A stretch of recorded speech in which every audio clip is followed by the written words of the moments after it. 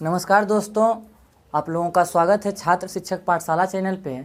और आज हम स्पेशली उन बच्चों का भी स्वागत करेंगे जो 11-12 के हैं, जो इस बार इंटर में जाएंगे या फिर जो इस बार एग्ज़ाम देंगे। तो आप लोगों का स्वागत है हमारे इस आज के यूट्यूब चैनल और आज की इस क्लास में, जो कि हिंदी का क्लास होगा, क्लास 12वीं का बाल कृष्ण भट्ट द्वारा रचित बातचीत। उसके बारे में हम लोग आज पढ़ेंगे। पहला जो पोर्शन होगा उसमें हम लेखक परिचय, निबंधकार परिचय जो भी है उनका करेंगे बाल कृष्ण भट्ट के बारे में दो तरह से। पहला एग्जाम के दृष्टिकोण से कि किस प्रकार के प्रश्न आएंगे उनसे ऑब्जेक्टिव में, और दूसरा जो एसटीटी के हमारे मित्र एग्जाम देंगे उनके दृष्टिकोण से भी हम बताते चलेंगे कि कौन सा उपन्यास इम्पोर्टेंट है और कौन सा उपन्यास इम्पोर्टेंट नहीं है। तो आइए इसको स्टार्ट करते हैं। और उससे पहले अगर आप हमारे चैनल पर नए हो तो इसको सब्सक्राइब करें और बेल बटन दबाएं। तो चलिए आज इसको हम स्टार्ट करते हैं। तो आइए इसको हम स्टार्ट करते हैं। बाल कृष्ण भट्ट, पहला जो चैप्टर है 12वीं का हो बातचीत। और बातचीत क्या है? ललित निबंध। देखो इसमें प्रश्न कैसे पूछता है कि बातचीत कौन सी विधा है। विधा के अंतर्गत नाटक, कहानी और कह सकते संस्मरण, रेखा चित्र, व्यंग। 9 से लेकर के 11-12 तक देखें हम लोग कि निबंध क्या है, या फिर रेल यात्रा एक 9 में पढ़ने का था तो क्या है। तो यहाँ पे ये ललित निबंध हो जाएगा। क्या? बातचीत। इसके लेखक बालकृष्ण भट्ट हैं। अब इनका जन्म, जो कि एग्जाम के दृष्टिकोण से बहुत ही इम्पोर्टेंट। जन्म इनका 23 जून 1844 ईस्वी। 23 जून 1844 ईस्वी। कहाँ हुआ था? इलाहाबाद उत्तर प्रदेश।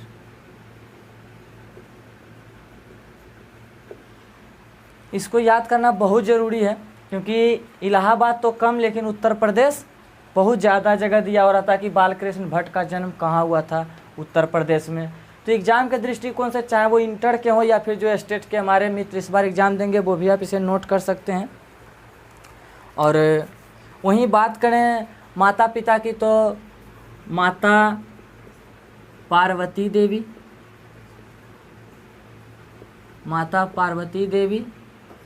और पिता बेनी प्रसाद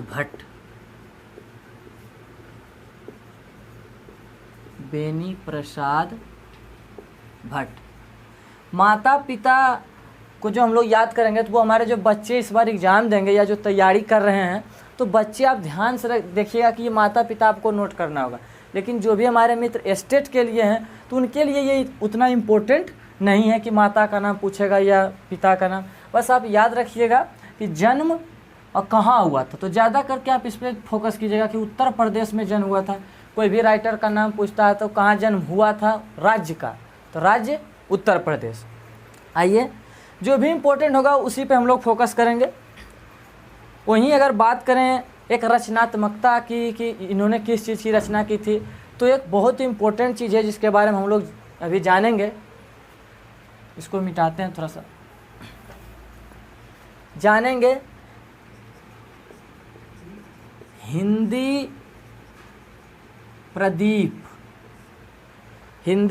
प्रदीप ये क्या था, इसके बारे में जानेंगे। ये नोट में हो जाएगा, बहुत ही VVI है। ये क्या है? ये इसके बारे में बालकृष्ण भट्ट द्वारा संपादित पत्रिका है, जो कि मासिक पत्रिका थी। देखिए यहाँ पे दिया हुआ है कि हिंदी प्रदीप नामक मासिक पत्रिका भारतेंदु हरिश्चंद्र की प्रेरणा से। तो पहला तो अगर इसके ये जो पत्रकार थे, ये पत्रिका था हिंदी प्रदीप पत्रिका का संपादन किए थे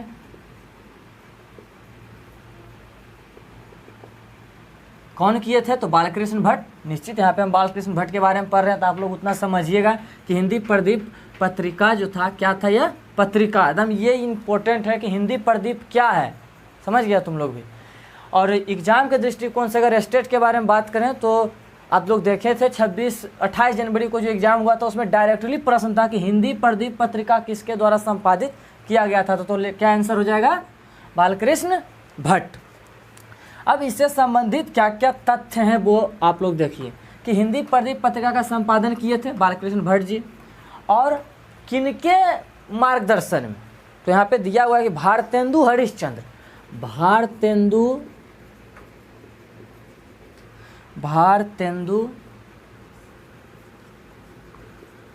हरिश्चंद्र, भारतेंदु हरिश्चंद्र की प्रेरणा से,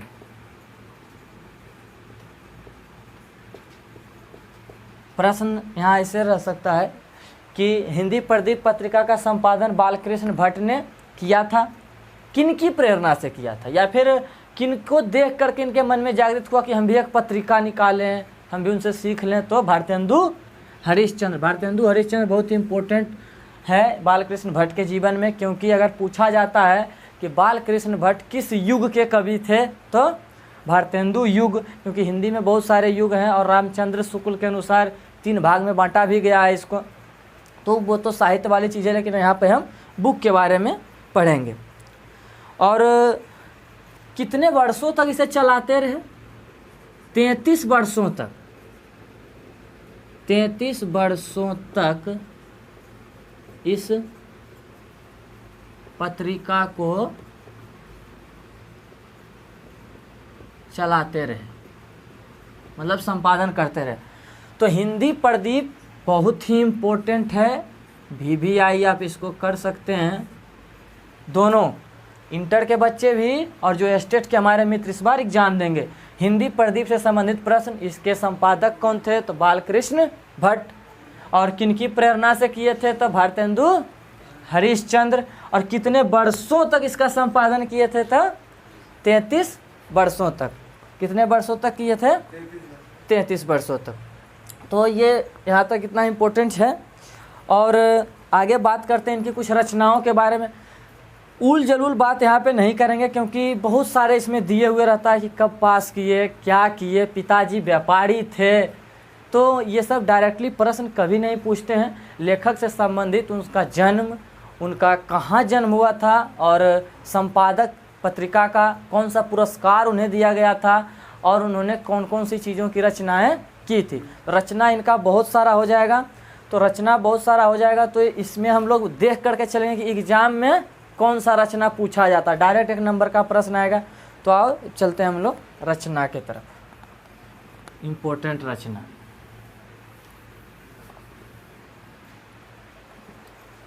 छूट गया कि छूट जाएगा तो बोलना। अब आते हैं इम्पोर्टेंट रचनाएं बहुत सारे इन्होंने किए, निबंध, नाटक, कहानी, उपन्यास। तो सबसे पहले हम इनकी उपन्यास के बारे में चर्चा करेंगे। पहला में उपन्यास जो एग्जाम के दृष्टिकोण से, अगर हम एग्जाम के दृष्टिकोण से अगर इसको रखें, सबसे पहले रखें, तो उसमें से 100 अजान 1 सुजान, 100 अजान 1 सुजान, ये बहुत इम्पोर्टेंट है। डायरेक्ट प्रश्न पूछ सकता है। अगर बुक है तो उसको अंडरलाइन कर लो तुम लोग, और अगर लिखना है तो लिखो भी। 100 अजान 1 सुजान। और आप लोग भी जो स्टेट के हमारे मित्र, आप ध्यान दीजिएगा कि जो इम्पोर्टेंट है 100 अजान 1 सुजान, पहला हो गया। दूसरा नूतन ब्रह्मचारी, नूतन ब्रह्मचारी,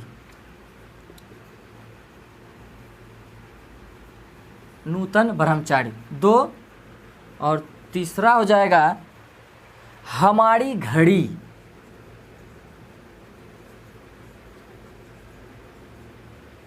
हमारी घड़ी। ये 3 जो उपन्यास है बहुत ही इम्पोर्टेंट है, VVI है। इसके अलावे भी बुक में दिए हुए हैं, तो उसके बारे में हम लोग अलग से देख लेंगे। अगर हम इसको इम्पोर्टेंट में लेकर के चलते हैं, यहाँ तक आ रहा है, नीचे भी।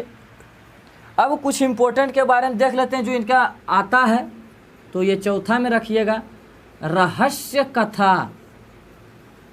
ये भी इनका उपन्यास ही है, रहस्य कथा। और रसातल यात्रा, रसातल यात्रा, ये सब इनका उपन्यास है। किनका? बालकृष्ण भट्ट का। हाँ, बोलना भी है जो याद रहे। रसतल यात्रा। उसके बाद है उचित दक्षिणा,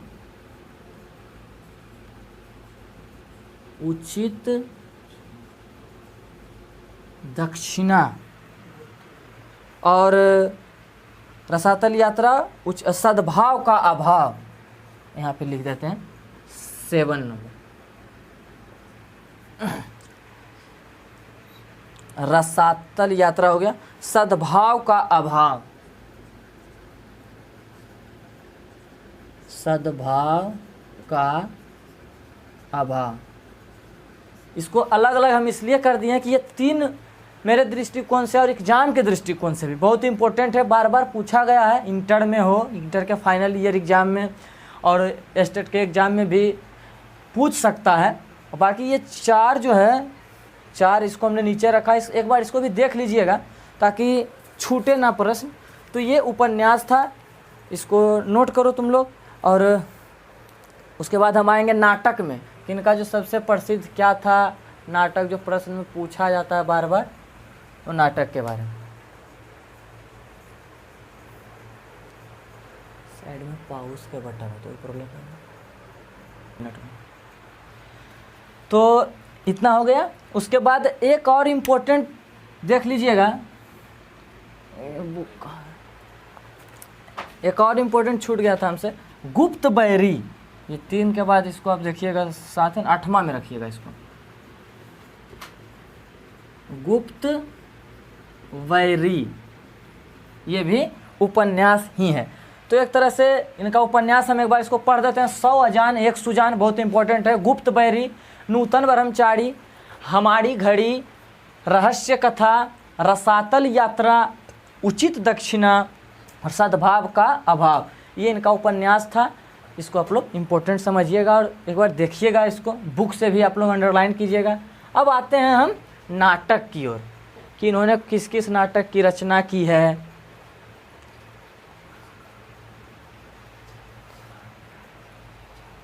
नाटक में हम लोग देखते हैं सबसे पहले नाटक। नाटक में हम नंबर 1 पर रखेंगे पद्मावत। पद्मावत को रखेंगे। यहाँ तो पद्मावती दिया है, पद्मावती, पद्मावती। अब लोग को याद होगा कि यही पद्मावती नाटक पे मूवी बनाया गया, जिसका नाम बदल के पद्मावत रखा गया था पिछले कुछ साल पहले। तो ये बहुत फेमस नाटक था। किनका था? बालकृष्ण भट्ट का। और VVI में आता है, बार बार प्रश्न भी पूछे जाते हैं। और जो इम्पोर्टेंट है सबसे पहले हम वो लिखेंगे, पद्मावती है शिशुपाल वध। शिशुपाल वध।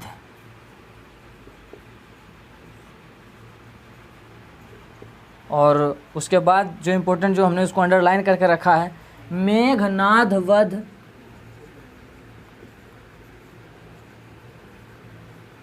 मेघनाद वध।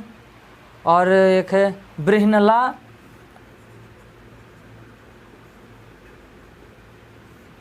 बृहनला और इंग्लैंडेश्वरी और भारत जननी। इंग्लैंडेश्वरी और भारत जननी।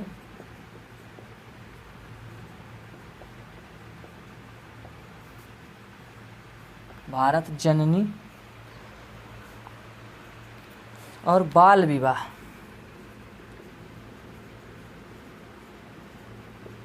बाल विवाह ये इम्पोर्टेंट है कुछ।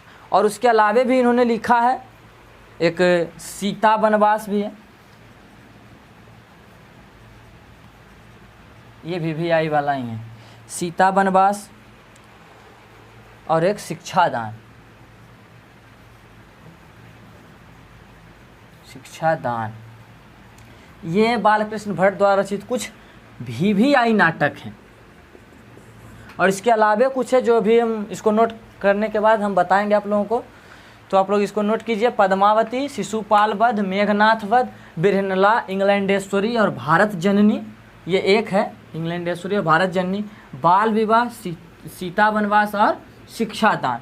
ये डायरेक्ट प्रश्न पूछेगा कि पद्मावती नाटक के रचयिता कौन है, या फिर 4 ऑप्शन दे देगा, पद्मावती, रामवती, सीतावती, और उसमें पूछेगा कि इनमें से किनका नाटक है ये। तो बालकृष्ण भट्ट का नाटक कौन है? तो पद्मावती। अब जो और भी आ सकते हैं नाटक उससे संबंधित, देख लीजिए एक बार। एक है पतित पंचम, वो भी आप लोग नोट कीजिएगा, पतित पंचम। और कट्टर सूम की एक नकल, एक रोगी एक वैद्य, भारतवर्ष और कली, भारतवर्ष और कली।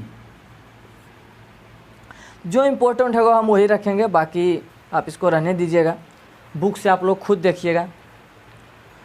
और 2 प्रहसन इन्होंने लिखा है। प्रहसन के बारे में ज़्यादा क्वेश्चन तो पूछा नहीं जाता है, इसलिए हम लोग उस पर उतना ध्यान केंद्रित नहीं करेंगे, लेकिन हो सके दे दे तो प्रहसन 2 है कि जैसा काम वैसा परिणाम, और नई रोशनी का विष, और तीसरा है आचार विडंबन। ये 3 इनका प्रहसन है।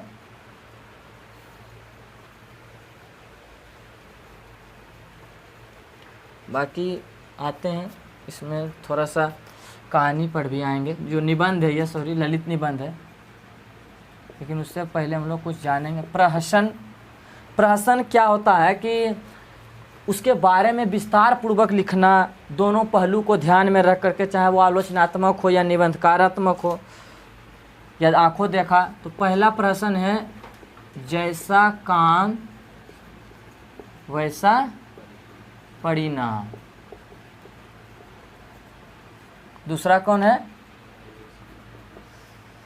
दूसरा है नई रोशनी का विष, नई रोशनी का विष, ठीक, नई रोशनी का विष। और तीसरा है आचार विडंबन, आचार विडंबन। ये उनका कुछ प्रहसन है। और आगे जो हम लिखाने वाले हैं वो बहुत ही भी आई है, जिसमें कि इनसे डायरेक्ट प्रश्न पूछा जाता है, तो इसको हम आगे करते हैं। और जो बालकृष्ण भट्ट एक निबंधकार थे, एक बार फिर से इनके बारे में जान लीजिए कि इनका जो जन्म हुआ था 23 जून 1844 ईस्वी को इलाहाबाद के उत्तर प्रदेश जो राज्य है। और इनकी माता पार्वती देवी और पिता बेनी प्रसाद भट्ट। ये सब बहुत ही इम्पोर्टेंट है। और भी 4-5 जो नोट्स में होंगे वो अभी हम इसमें डायरेक्टली अंडरलाइन किए हैं, उसके बारे में आपको बताएंगे। तो आइए आगे बढ़ते हैं।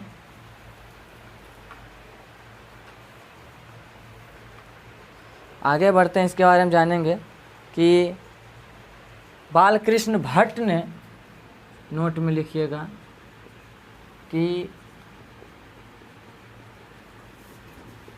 बालकृष्ण भट्ट ने 1000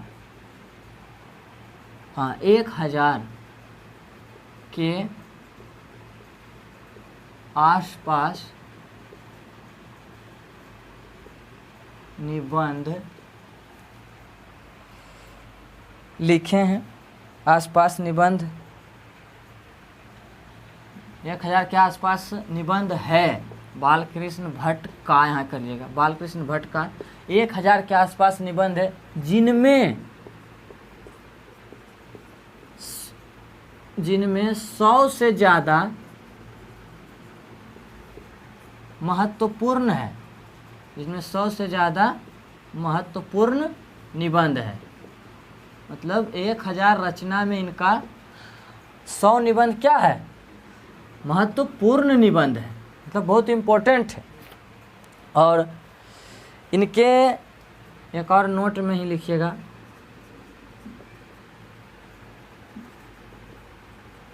बालकृष्ण भट्ट की संपूर्ण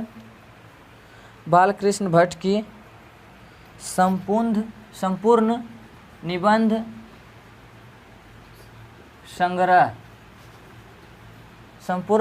संग्रह भट्ट निबंध माला के नाम से जाना जाता है। ये बहुत इंपॉर्टेंट है, इसको बहुत अच्छे से याद रखिएगा। भट्ट निबंध माला संपूर्ण निबंध संग्रह भट्ट निबंध माला के नाम से जाना जाता है। बालकृष्ण भट्ट की संपूर्ण निबंध संग्रह भट्ट निबंध माला के नाम से जाना जाता है। यह कितने खंडों में विभाजित है? 2 खंडों में विभाजित है। 2 खंडों में विभाजित है। यह 2 खंडों में विभाजित है। यह था इनसे संबंधित कुछ महत्वपूर्ण प्रश्न, और अभी और 2-3 है, तो आप लोग इसको नोट कीजिए और उसके बाद हम लोग आगे बढ़ेंगे। इस तरह से एक प्रश्न और साथ में लिखिएगा। जन्म तो हो गया इनका, निधन के बारे में, निधन के बारे में भी हम लोग देखेंगे। तो बुक में है, इसको मिटाते हैं।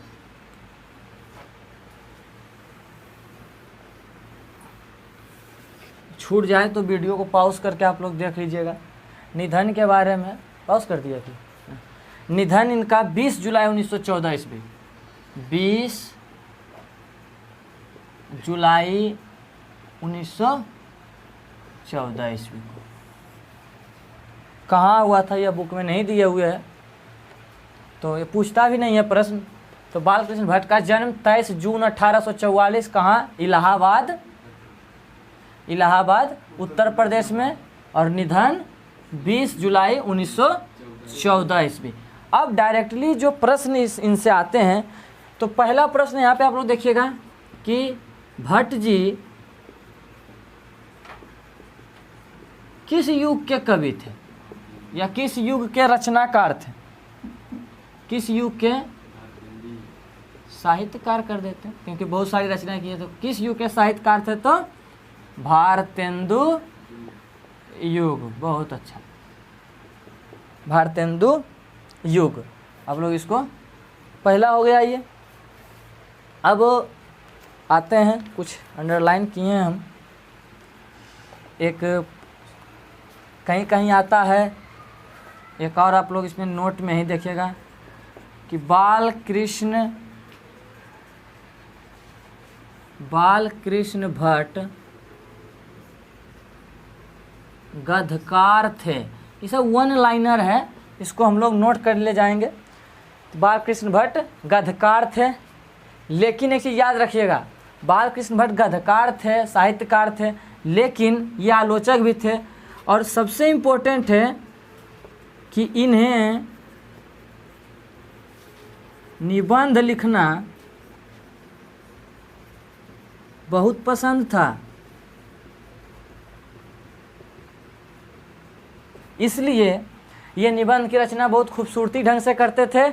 और अगर ऑप्शन में आए गद्यकार थे, निबंधकार थे, लेखक थे, साहित्यकार थे, तो साहित्यकार के अंतर ये सभी चीज़ आ जाता है। लेकिन आप लोग याद रखिएगा कि निबंधकार ही टिक मारना है, निबंधकार। तो बालकृष्ण भट्ट एक प्रमुख, विख्यात, प्रसिद्ध क्या थे? निबंधकार थे। एक लाइन इसमें दिया है कि भट्ट जी ने हिंदी प्रदीप में पूरे अधूरे अनेक उपन्यास लिखे। मतलब जो इनका हिंदी प्रदीप पत्रिका था, बहुत उपन्यास, नाटक और प्रहसन लिखे हैं, किंतु निबंध ही उनकी वह अपनी विधा है जिनमें उनका अभिप्राय स्वदेश लेखन पूरी शक्ति और वैभव के साथ प्रकट होता है। मतलब नाटक भी लिखे हैं, कहानी भी लिखे हैं, लेकिन जो उनका उत्कृष्ट रचना है, उनका जो बहुत अच्छा रचना है, उस सभी सामाजिक परिवेश को देखते हुए वह निबंध में ही प्रदर्शित होता है। इसलिए वो एक निबंधकार और एक अच्छे निबंधकार थे। और एक इनके बारे में आचार्य रामचंद्र शुक्ल जी ने इन्हें एक उपाधि दिया है, उसके बारे में हम लोग अभी देखते हैं। बहुत इम्पोर्टेंट है, वो आप लोग याद रखिएगा। आइए आगे बढ़ते हैं। नोट में एक लाइनर है कि आचार्य रामचंद्र शुक्ल ने निबंधकार के रूप में, मतलब इतना अच्छा अभी बताएं निबंध लिखते थे, तो आचार्य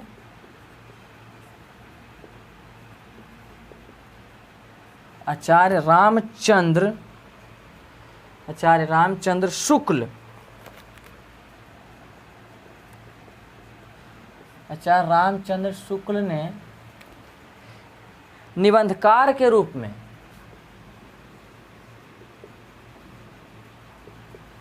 निबंधकार के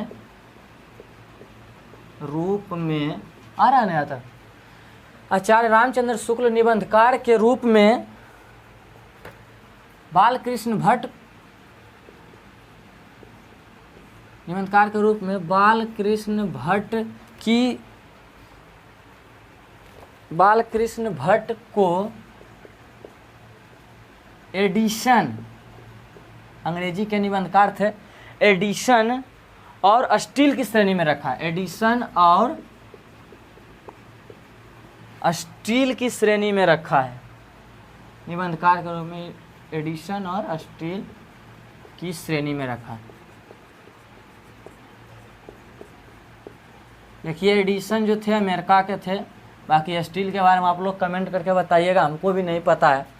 तो यहाँ पे इम्पोर्टेंट है, ये ध्यान में रखिएगा कि आचार्य रामचंद्र शुक्ल ने निबंधकार के रूप में बालकृष्ण भट्ट को एडिशन और स्टील की श्रेणी में रखा है। तो यहाँ पे जो था कि बातचीत क्या है, ललित निबंध है विधा की, इसके लेखक बालकृष्ण भट्ट है। और यहाँ पे लेखक परिचय के बारे में जो यहाँ तक प्रश्न था वो ख़त्म होता है, और बाकी हम लोग बातचीत के बारे में देखते हैं। तो बातचीत के बारे में बहुत छोटा सा है, इसको भी हम इसी वीडियो में ख़त्म करने का प्रयास करेंगे। तो आइए इसको लेकर के आगे बढ़ते हैं।